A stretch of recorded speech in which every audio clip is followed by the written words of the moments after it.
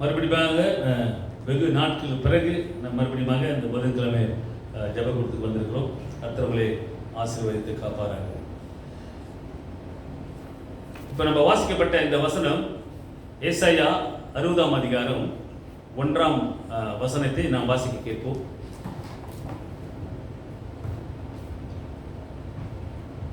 வாசிக்க. எழும்பி பிரகாசி, உன் ஒளி வந்தது, கர்த்தருடைய மகிமை உன்மேல் உதித்தது. எழும்பி பிரகாசி, உன் ஒளி வந்தது, கர்த்தருடைய மகிமை உன்மேல் உதித்தது. அப்படிதான் என்ன அர்த்தம் இங்க சொல்லுகிறது? எழும்பி பிரகாசிக்க வேண்டும். இங்க ஏசாயா தீர்க்கதரிசி இப்படியாக தான் இந்த மக்களுக்கு, இஸ்ரேல் மக்களுக்கு ஆண்டவர் இப்படியாக உணர்த்துகிறார். எழும்பி பிரகாசிங்க, அப்படியே மந்தமா இருக்கக்கூடாது என்று இந்த தீர்க்கதரிசியமாய் இது உரைக்கப்பட்டது. ஆக இன்றைக்கு நம்முடைய வாழ்க்கையை பிரியமானவர்களே, எழும்பி பிரகாசி என்று சொல்லும்போது யாரை குறித்து இது சொல்லுகிறது? உன் ஒளி வந்தது அப்படி என்றால் என்ன? அப்ப தேவனுடைய மகிமை இங்கே உண்மையிலே வந்திருக்கிறது அப்படி என்று ஆண்டவருக்கு சொல்லுகிறார். அப்ப தேவனுடைய மகிமை, ஆண்டவருடைய அன்பு எப்பொழுதுமே அவருடைய பிள்ளைகள் மீது எப்பொழுதுமே அது உதிக்கும், அது எப்பவுமே இருக்கும். ஆனா நாம தான் எழும்பி பிரகாசிக்கிறோமா இல்லையா என்பது தான் இங்க கேள்வி. ஆனா நீங்க ஆண்டவர் இங்க என்ன சொல்லுகிறார்? எழும்பி பிரகாசி, உன் ஒளி வந்தது. அப்படி என்றால் என்ன? ஒளி வந்தது என்றால் என்ன சொல்லுகிறதுங்க? The light, the new light has come from the Lord. அதாவது புதிய ஒளி ஒன்று தேவனிடத்திலிருந்து வந்தது. இப்ப சூரிய ஒளி நமக்கு மேல வந்தக்கா என்ன ஆகும்? என்ன பயன்? படிச்சிருக்கீங்களா? சொல்லுங்க. சர்மிளா சொல்லு. விட்டமின் சொல்லு. விட்டமின் என்னது? ஏயா ஐயோ இல்ல டி.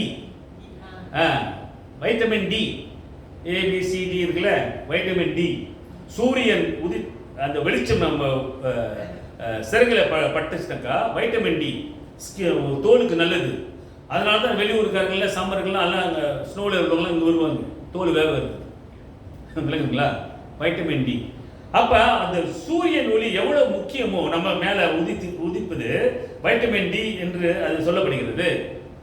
அப்ப அது அந்த மாதிரி ஒளி நமக்கே அவ்வளவு முக்கியமாக இருந்தால், அப்ப தேவனுடைய ஒளி நம்ம மீது பிரகாசிக்கப்படுவது எவ்வளவு முக்கியமாக இருக்கிறது. அதான் சொல்றா எழும்பி பிரகாசி, ஒளி தேவனுடைய மகிமை உன் மேல் வந்தது என்று இங்க சொல்லப்படும். அப்ப புதிய ஒரு ஒளி வந்தது என்று இங்க சொல்லப்பட்டது. அது தேவனிடத்திலிருந்து வருகிறது என்று. அப்ப இந்த ஒளியானது என்னன்னா, இந்த நிழல் தெரியுங்களா, நிழலும் அந்த அந்தகாரமான இருட்டும் நம்மளை விட்டு துரத்துமா? என்ன துரத்தும்? இப்ப இங்க நடக்கிறீங்க, இப்ப இப்படி நடக்கும் பொழுது வெளிச்சம் அடிக்குது. வெளிச்சம் அடிக்கும்போது, சூரியன் வெளிச்சம் அடிக்கும் போது நிழல் வருதா இல்லையா? கூட அந்த நிழல் இருட்டா தானே இருக்குது. மனிதனோட வாழ்க்கை அப்படிதான் இருட்டு போன வாழ்க்கையில ஆண்டவர் இந்த ஒளி கொண்டு வந்ததுனால அந்த வெளிச்சத்தை நம்ம மீது வந்து பிரகாசிக்கும்படியாக அதை நீ உணர்ந்து இந்த ஒளியானது நம்ம வாழ்க்கையிலே அது பிரதிபலிக்க வேண்டும். அதுதான் இங்க என்ன சொல்லுகிறது? இந்த புதிய ஒளி ஒன்று வந்தது, தேவனிடம் வந்தது. அந்த புதிய ஒளி என்ன? எது? புரியுதா? எந்த ஒளி சொல்லுங்க, தெரியுமா? யாருங்க ஒளி?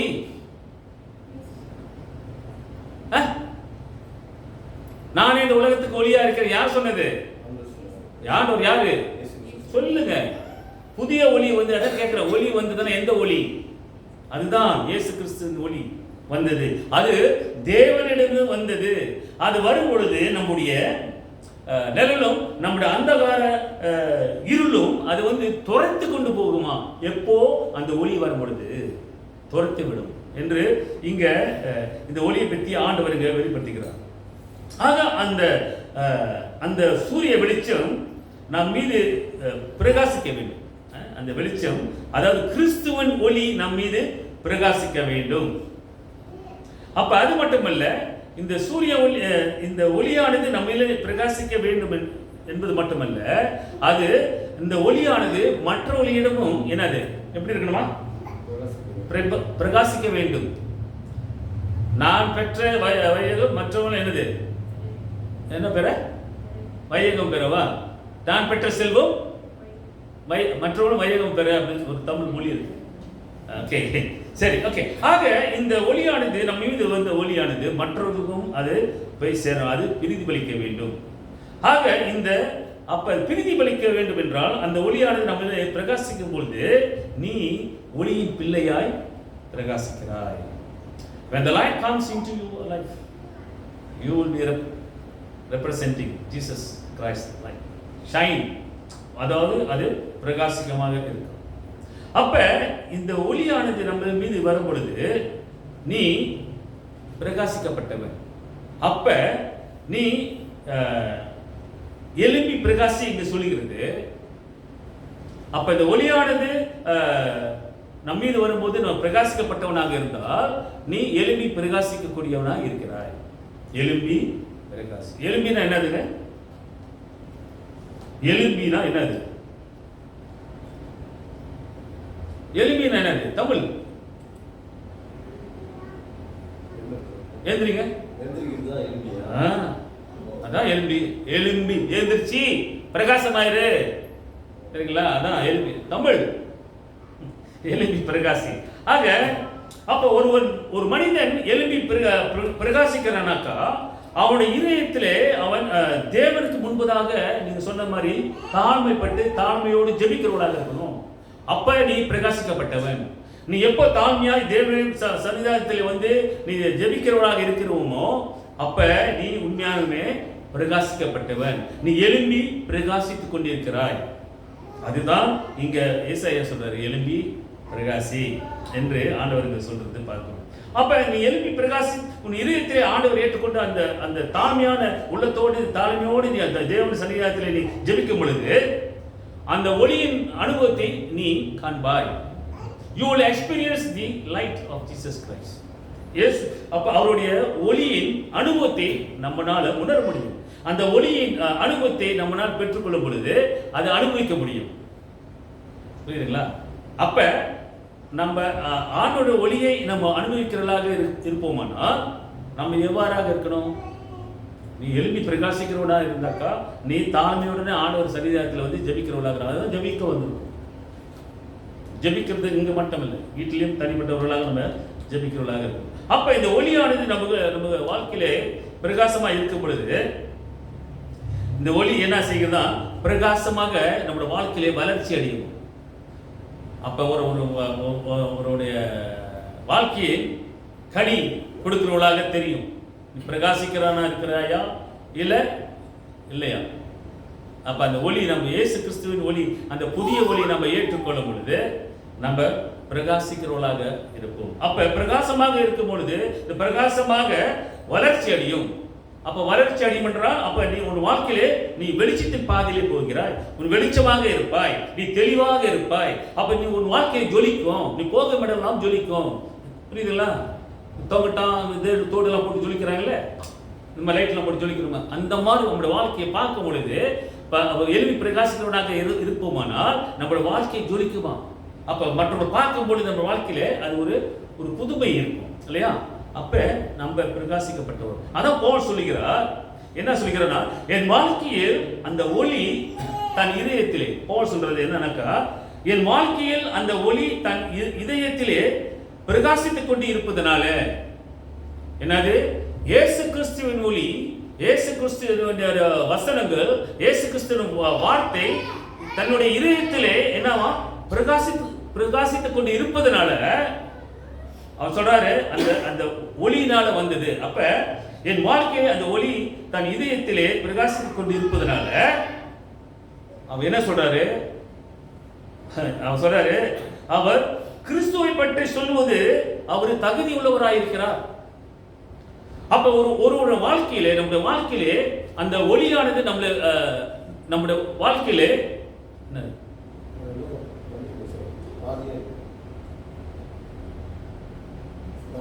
நின்றுச்சா?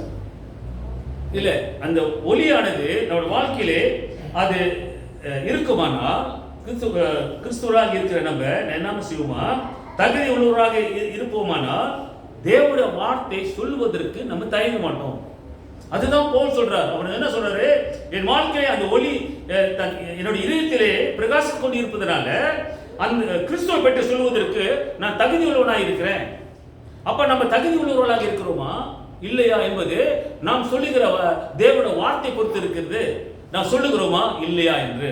அப்ப அந்த ஒளியின் பிரகாசம் நம்ம உள்ள வாழ்க்கையிலே பிரகாசித்துக் கொண்டிருக்கிறதா என்று தான் இங்க பவுல் அழகாக வெளிப்படுத்துகிறார். அப்போ பவுலோட வாழ்க்கையில இப்படியாகத்தான் பிரகாசித்துக் கொண்டிருந்தனால நான் தேவனுடைய வார்த்தை சொல்லுவதற்கு நான் தகுதி உள்ளவனாக இருக்கிறேன். அதுதான் சொல்றாரு, நான் நல்ல ஓட்டத்தை ஓடி நல்ல போராட்டத்தை போராடி என் ஓட்டத்தை முடித்தேன் என்று.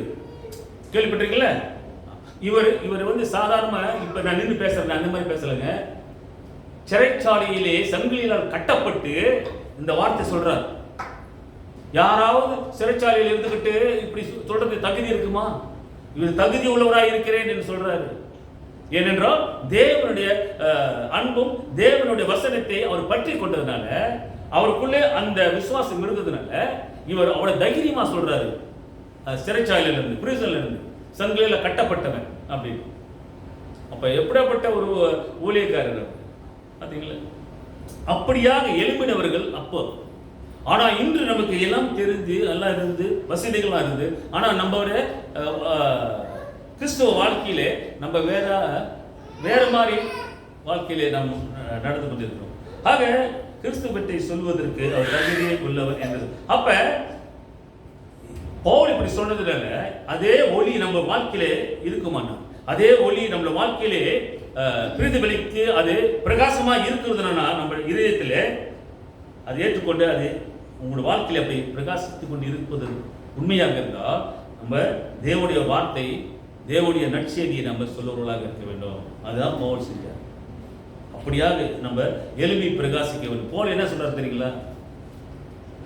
சுசேஷத்தை நான் சொல்லாவிட்டால் எனக்கு ஐயோ. என்னது ஐயோ? ஐயோனா தெரியல, ஒரு மாதிரி அது ஒரு கர்சிங், சபிக்கிற இது மாதிரி நமக்கு வாழ்க்கையை. கிறிஸ்துவ பற்றி நான் சொல்லாவிட்டால் எனக்கு ஐயோ, அதாவது சுவிசேஷத்தை நான் சொல்லாவிட்டால் எனக்கு ஐயோ. Woe to me if I don't proclaim the gospel அப்படின்னு அவர் சொல்றாரு. ஆக பிரியமானவர்களே, அவர் என்ன சொல்றாரு? See, I am happy he is ministering even there is sufferings. அப்புறம் அவர் என்ன சொல்றாரு? உபத்திரவத்துல கூட, உபத்திரவம் கஷ்டத்துல கூட, வேதனையில கூட நான் ஊழியத்தை செய்வதற்கு நான் ரொம்ப மகிழ்ச்சி அடைகிறேன். நமக்கு ஏதாவது ஒரு நோய், ஒரு உபத்திரம், ஒரு கஷ்டம், ஒரு பிரச்சனை வந்தா நம்ம போயிட்டு ஊழியம் செய்வதற்கு நம்ம மனசு இருக்குமா? அன்னைக்கு ஓய்வு எடுத்துக்குவோம், மனசு சரியில்லை அப்படின்னு பேசாம. ஆமா இல்லையா? ஆனா இவரு பவுல் சிறைச்சாலையில அவதிப்பட்டார், கஷ்டப்பட்டார், வேதனைப்பட்டார். சாப்பாடு இல்லை, குறைச்சு கொடுப்பாங்க. அப்படியாக ரோமர் அதிபதி அப்படியாக அவரு சித்திரவதை பண்ணாங்க. ஆனா அப்படி இருந்து கூட அவர் சொல்றாரு, நான் ஊழியத்தை செய்வதற்கு நான் மகிழ்ச்சி அடைகிறேன். நான் இப்படிப்பட்ட உபத்திரவத்தில் நான் கடந்து போனாலும் கூட நான் ஆண்டவரை பற்றி சொல்வதற்கு நான் தயங்க மாட்டேன். அதான் கொலோசியர் 1ஆம் அதிகாரம் வாசிக்கிற கேளுங்க.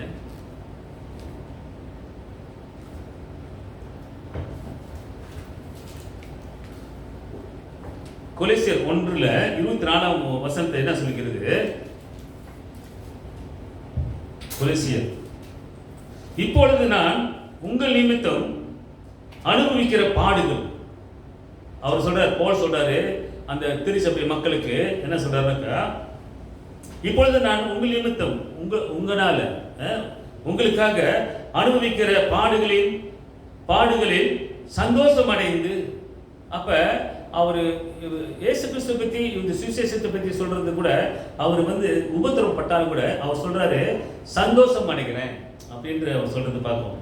கிறிஸ்துவுடைய உபத்திரவங்களில் குறைவானதை அவருடைய சரீரமாகிய சபைக்காக என் மாம்சத்தில் நிறைவேற்றுகிறேன் என்று பவுல் இப்படியாக சொல்லுகிறார். அப்ப மாம்சத்திலே நிறைவேற்றுகிறேன் என்றால் அவர் அந்த உபத்திரத்திலே, கஷ்டத்திலே நிறைவேற்றுகிறேன். என்னை துன்புறுத்துறாங்க, என்னை சித்திரவதை பண்றாங்க, அந்த மாம்சத்துல கூட நான் ஆண்டவருக்காக நான் செய்கிறேன், சுவிசேஷம் சொல்றேன் என்று அவர் அவ்வளவு தைரியமாக சொல்றது. ஏனென்றால் கிறிஸ்துவுடைய இந்த நற்செய்தி சொல்வதற்கு பிரியமானவர்களே, பவுல் என்ன சொல்றானா, கிறிஸ்துவுடைய துன்பங்கள் பிராயச்சித்தம், ஆண்டவருடைய பிராயச்சித்தத்தை, கிறிஸ்துவுடைய பிராயச்சித்தம்னாக்கா பரிகாரம், ஆண்டவர் நமக்காக மரித்தாரு அப்படின்னு அவருக்கு தெரியும். அவர் சொல்றாரு, கிறிஸ்து எனக்காக மரித்தாரு. ஆனா இந்த நற்செய்தி சொல்வதற்கு ஆண்டவருடைய துன்பங்கள் எல்லாம் அவர் இதயத்திலே அதை ஏற்றுக்கொண்டு அதை முழுமையாக செய்வதற்கு சந்தோஷமாக இருக்கிறேன் என்று பவுல் இப்படியாக சொல்றார் பிரியமானவர்களே. ஆக பிரியமானவர்களே, ஆண்டவர் என்ன சொல்றார், நீ எழும்பி பிரகாசி. எப்படி? எழும்பி பிரகாசி. உன் ஒளி, நீங்க தாங்க உன் ஒளி. உன் ஒளி என்னது? சொல்லுங்க தேவா, ஒளி என்னது? ஒளி என்னது? ஒளி, உன் ஒளி எங்க வந்துச்சு? ஒளி வந்தது, அதானே? எழும்பி பிரகாசி, உன் ஒளி வந்தது, கர்த்தருடைய மகிமை உன்மேல் உதித்தது.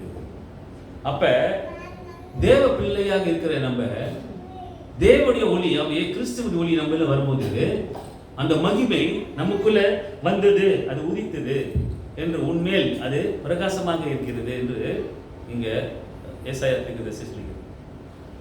அப்ப கிறிஸ்துவுடைய ஒளி பெற்ற நாம, அப்ப நம்ம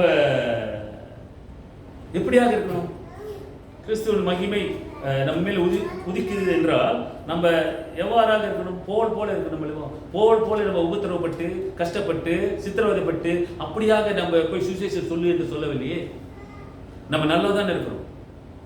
ஆனா அந்த வாய்ப்பு நம்ம கொடுக்கப்பட்டிருக்கு. இன்னும் எவ்வளவு காலம் என்று தெரியாது இல்லவா? இந்த நாட்டை பொறுத்தவரையிலும் என்ன தெரியாது. ஏன்னா காலங்கள் மாறிக்கொண்டே வருது. ஒரு காலம் வரும், சத்தியத்தை சொல்ல முடியாத சூழ்நிலை நமக்கு வரும். அப்பொழுது யார் எங்கே இருப்போம் என்று தெரியாது. ஆனா இருக்கும் பொழுது ஆண்டவருக்காக நம்ம இப்படியாக எழும்பி பிரகாசிக்கிறவர்களாக இருக்கணும். அந்த ஒளி உன்மேல் வந்தது. ஆக முடிவாக பிரிமா இந்த ஒளியானது அந்தரங்கத்தில் உள்ள இருளை நம்முடைய நிவர்த்தி செய்வதற்காக இயேசு கிறிஸ்துவின் ஒளி நம் மேல வந்து உதித்தது. நம்முடைய பாவங்கள் எல்லாம் நிவர்த்தி செய்வதற்காக, நம்முடைய இருள் கொண்ட வாழ்க்கையிலிருந்து நிவர்த்தி செய்வதற்காக அந்த ஒளி வந்தது. அதுதான் இயேசு கிறிஸ்து. அந்த புதிய ஒளி தேவனிடத்திலிருந்து வந்தது. அது தேவனால் அனுப்பப்பட்ட இயேசு கிறிஸ்து. அதுதான் ஆண்டவருங்க சொல்லுகிறார். அப்ப வரும்பொழுது நம்முடைய வாழ்க்கையிலே, அந்த இருளான வாழ்க்கையிலே அந்த ஒளி வரும்பொழுது அதை துரத்துகிறது. நம்மளை விட்டு இருள் கொண்ட அந்த வாழ்க்கையை நம்மளை அந்த ஒளி வந்து நம்மளை துரத்துகிறது என்று நாம் விசுவாசிக்கணும். அப்ப இப்படியாக இருக்க பொழுது பிரியமானவர்களே, அந்த ஒளி நம்ம கிட்ட வரும்பொழுது நம்ம இந்த உலகத்தின் ஒளியின் பிள்ளையாக நம்ம இருக்கணும். நீங்களே இந்த உலகத்தின் ஒளி, அப்படிதான் ஆண்டவர் சொன்னாரு, நான் உலகத்துக்கு ஒளியாக இருக்கிறேன், நீங்களே இந்த உலகத்துக்கு ஒளியாக இருக்கிறீர்கள் என்று இயேசு கிறிஸ்து சொல்லி. எனவே நீ எழும்பி பிரகாசிக்க வேண்டும். கிறிஸ்துவை பற்றி சொல்வதற்கு தகுதி உள்ளவர்களாக நம்ம எழும்பி பிரகாசிக்க வேண்டும். அப்பதான் நாம் கடவுளின் பிள்ளை, ஒளியின் பிள்ளையாக நம்ம தகுதி உள்ளவர்களாக நம்ம சொல்ல முடியும். You are the children of the light. ஆக பிரியமானவர்களே, கர்த்தர் தாமே இந்த வசனத்தின் மூலமாய் உங்களை ஆசீர்வதித்து எழும்பி பிரகாசி என்ற இந்த வார்த்தையை வைத்து இந்த ஒளியானது நம்ம வாழ்க்கையிலே வந்து அந்த மகிமை நம்ம மீது வந்து விளங்கினது என்று நாம் விசுவாசிக்கிறோம். கர்த்தர் தாமே உங்களை ஆசீர்வதித்து காப்பார்கள். எல்லா புத்திக்கும் மேலான தெய்வ சமாதானம் உங்கள் இறுதியிலும் சிந்தனைகளும் கிறிஸ்துக்குள் காப்பதாக. ஆமென். ஒரு பாடலை பாடுவோம்.